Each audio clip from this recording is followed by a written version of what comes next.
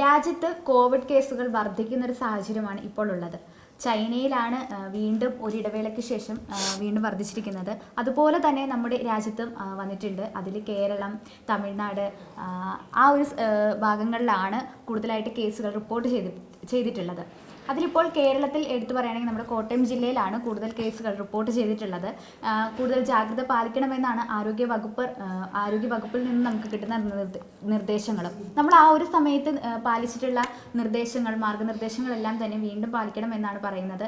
അതായത് മാസ്ക് നിർബന്ധമാക്കുക എന്ന് തന്നെയാണ് ആരോഗ്യ വകുപ്പ് നമുക്ക് നൽകുന്ന നിർദ്ദേശം. ഈ ഒരു മഴയും ഈ ഒരു കാലാവസ്ഥ ആയതുകൊണ്ട് തന്നെ ഇത്തരത്തിലുള്ള പകർച്ചവ്യാധികളും അല്ലെങ്കിൽ കൊറോണ അങ്ങനെയുള്ള കാര്യങ്ങളെല്ലാം തന്നെ വ്യാപിക്കാനുള്ള സാഹചര്യം വളരെ കൂടുതലാണ്. അതുകൊണ്ടാണ് ഇപ്പോൾ അങ്ങനെ പറയുന്നത്.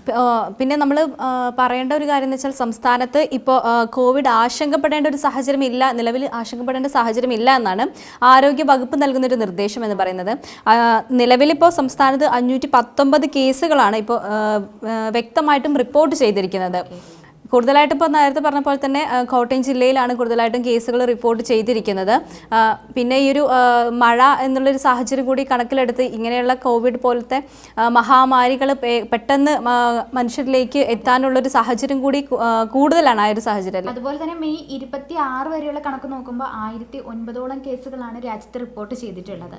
അതിൽ NB181 എന്ന് പറയുന്ന ഉപവകഭേദമാണ് ഇപ്പോൾ നമ്മുടെ ഇന്ത്യയിൽ റിപ്പോർട്ട് ചെയ്തിട്ടുള്ളത്. പക്ഷേ ഇത് വളരെയധികം ഭയപ്പെടേണ്ട ഒരു വകഭേദമല്ല, എങ്കിൽ പോലും ഇതിന് ജാഗ്രത പാലിക്കേണ്ടതായിട്ടുണ്ട്. ഈ ഒരു വകഭേദം കാരണം നമുക്ക് കിട്ടാൻ പോകുന്ന അല്ലെങ്കിൽ അത് നൽകുന്നത് നമ്മുടെ രോഗപ്രതിരോധ ശേഷി ഇല്ലാതാക്കുക എന്നതാണ് ഈ ഒരു കൊറോണ വൈറസ് മൂലം നമുക്ക് നൽകുന്ന ഒരു കാര്യം. മുന്നത്തേനെ അപേക്ഷിച്ച് ഇതൊരു ഡിഫറെൻ്റ് ആയിട്ടുള്ള ഒമിക്രോണിൻ്റെ ഒരു ഉപവകഭേദമാണ് NB181 എന്ന് പറയുന്നത്. അതുപോലെ തന്നെയാണ് നമ്മൾ പ്രായമായവർ, ഇതിൽ കൂടുതലായിട്ട് നമ്മൾ എപ്പോഴും പറയുന്ന ഒരു കാര്യം കൂടിയാണ് പ്രായമായവർ, അതുപോലെ രോഗികൾ, ഗർഭിണികൾ അങ്ങനെയുള്ളവർ പുറത്തിറങ്ങുമ്പോൾ അതുപോലെ പൊതു ഇടങ്ങളിലേക്ക് പോകുമ്പോൾ നിർബന്ധമായിട്ടും മാസ്ക് ധരിക്കണം എന്ന് പറയുന്നത്. അതുപോലെ തന്നെ മാസ്ക് ധരിക്കുന്ന ഒരു കാര്യത്തെക്കുറിച്ചൊക്കെ വ്യക്തമാക്കിയിട്ടുണ്ട്. മാസ്ക് ധരിക്കുമ്പോൾ ഒരിക്കലും മാസ്കിൻ്റെ ഒരു ഫ്രണ്ടിൽ തൊടാൻ പാടില്ല എന്നുള്ള കാര്യങ്ങളൊക്കെ ഉണ്ട്. അപ്പോൾ കർശനമായിട്ട് അത്തരത്തിലുള്ള ഒരു കാര്യങ്ങളൊക്കെ നിർദ്ദേശങ്ങളൊക്കെ പാലിക്കുക തന്നെ വേണമെന്നാണ്. അതായത് നമ്മളിപ്പോൾ പറഞ്ഞ പോലെ തന്നെ രോഗികൾ, അതുപോലെ ഗർഭിണികൾ, കുട്ടികൾ, വല്ല അസുഖങ്ങളും ബാധിച്ചവരാണ് കൂടുതലായിട്ടും ഈ ഒരു കാര്യത്തെ പേടിക്കേണ്ടത്. നമുക്ക് കോവിഡ് കേസുകളുടെ കണക്കുകൾ നോക്കുകയാണെങ്കിൽ തമിഴ്നാട്ടിൽ 34, മഹാരാഷ്ട്രയിൽ 44 എന്നിങ്ങനെയാണ് കണക്കുകൾ സൂചിപ്പിക്കുന്നത്. അതിൽ കേരളത്തിലാണ് വർധനവ് കൂടുതലായിട്ടുള്ളത്.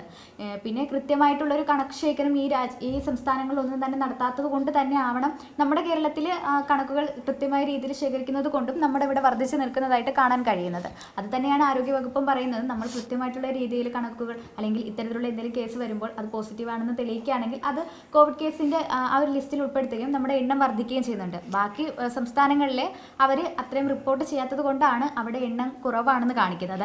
അതുപോലെ തന്നെയാണ് നമ്മുടെ സംസ്ഥാനത്ത് എല്ലായിടത്തും ഈ ഒരു കോവിഡ് പരിശോധനയൊക്കെ സജീവമായിട്ടുണ്ട്.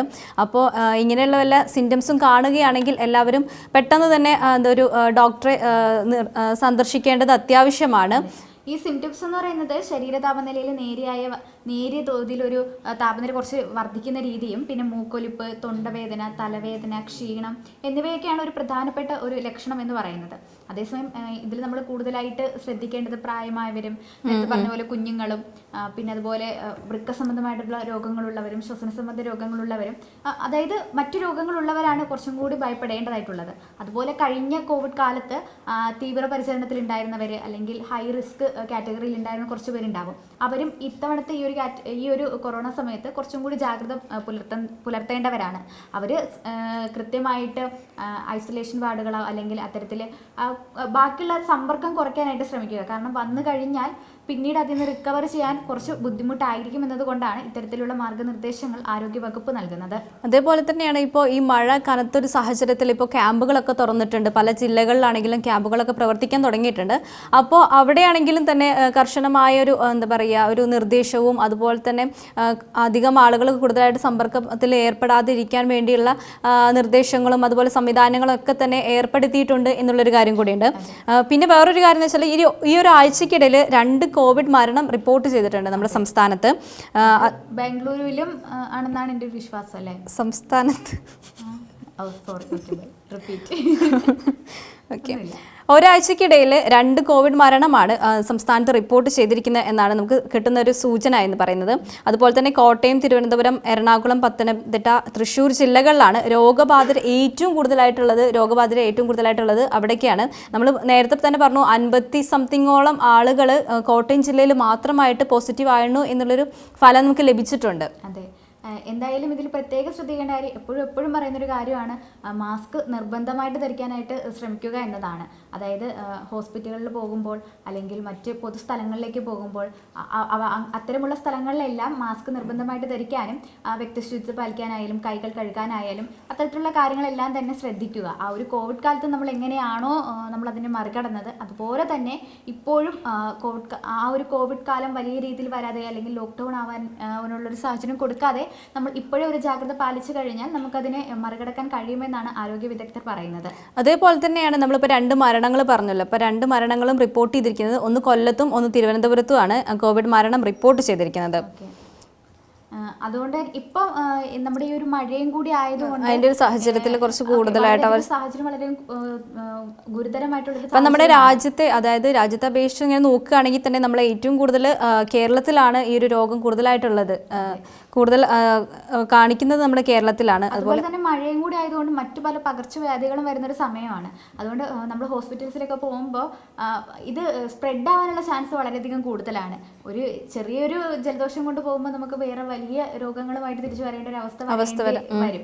അതുകൊണ്ട് അത് കെയർഫുൾ ആയിട്ട് നിങ്ങൾ എല്ലാവരും ശ്രദ്ധിക്കുക. എന്തെങ്കിലും ചെറിയ രോഗങ്ങളാണെങ്കിൽ അതിന് വീട്ടിൽ തന്നെ വൈദ്യസഹായം നേടാനായിട്ട് നോക്കുക. എന്ന് പറഞ്ഞാൽ എല്ലാം വീട്ടിൽ തന്നെ സ്വയം ചികിത്സ ചെയ്യാമെന്ന് കരുതി ഇരിക്കരുത്. അത് വളരെ വൻ അപകടം വരുത്തുന്ന ഒരു കാര്യമാണ്. ഈ സിംറ്റംസ് എന്തെങ്കിലും ഇപ്പം നേരത്തെ പറഞ്ഞതുപോലെ എന്തെങ്കിലും കുറച്ച് സിംറ്റംസ് പറഞ്ഞു, അതിൽ ഏതെങ്കിലും ഒന്ന് തോന്നുകയാണെങ്കിൽ വൈദ്യസഹായം നേടാനായിട്ട് ശ്രമിക്കുക. ആ വൈദ്യസഹായം നേടുന്ന സമയത്ത് ഹോസ്പിറ്റലിൽ പോകുമ്പോൾ മാസ്ക് വെയർ ചെയ്യാനായിട്ട് ശ്രദ്ധിക്കുക. അങ്ങനെ കൈകൾ വാഷ് ചെയ്യാനും അങ്ങനെ തുടങ്ങിയ മാനദണ്ഡങ്ങളെല്ലാം പാലിച്ചിട്ട് ഹോസ്പിറ്റലുകളിൽ പോവുകയാണ് വേണ്ടത്. അതേപോലെ തന്നെ നമ്മൾ പറഞ്ഞു കേരളത്തിലാണ് ഏറ്റവും കൂടുതലുള്ളത്. അതേപോലെ മഹാരാഷ്ട്രയിലും ഡൽഹിയിലും ഗുജറാത്തും തമിഴ്നാട്, കർണാടക എന്നിവിടങ്ങളിലാണ് കോവിഡ് കൂടുതലായിട്ട് പടർന്നു പിടിക്കുന്നത് എന്നുള്ളത് കേന്ദ്ര ആരോഗ്യ വകുപ്പ് നമ്മളെ അറിയിച്ചിട്ടുണ്ട്. അതേപോലെ തന്നെ എല്ലാവരും ജാഗ്രതാ നിർദ്ദേശങ്ങൾ അതുപോലെ അങ്ങനെയുള്ള കാര്യങ്ങളൊക്കെ പാലിച്ച് മുമ്പോട്ട് പോവുക. മഴക്കാലമായതുകൊണ്ട് തന്നെ നമ്മൾ കുറച്ചും കൂടെ കരുതിയിരിക്കേണ്ടത് ആവശ്യമാണ്. പകർച്ചവ്യാധികളും ഇത് സംബന്ധിച്ചല്ലാതെ തന്നെ പകർച്ചവ്യാധികൾ വേറെയും പിടിപെടാനുള്ള സാഹചര്യമൊക്കെ ഉണ്ട്. പിന്നെ ഭയപ്പെടേണ്ട ഒരു കാര്യമില്ല എന്നുള്ളത് ആരോഗ്യ വകുപ്പ് പിന്നെയും അറിയിക്കുന്നുണ്ട്. 18 വയസ്സിന് മുകളിലുള്ളവർക്ക് വാക്സിനുകളൊക്കെ എടുത്താൽ ഭേദപ്പെടും എന്നുള്ള രീതിയിലുള്ള വാർത്തകളൊക്കെ വരുന്നുണ്ട്. അപ്പോൾ ഭയപ്പെടേണ്ടതില്ല. പക്ഷെ നമ്മൾ കരുതലുകളിലെ നമ്മൾ പറയുന്ന നിർദ്ദേശങ്ങളൊക്കെ കൃത്യമായിട്ട് പാലിച്ച് മുമ്പോട്ട് പോകേണ്ട ഒരു സാഹചര്യം കൂടിയാണ് നിലവിലുള്ളത്.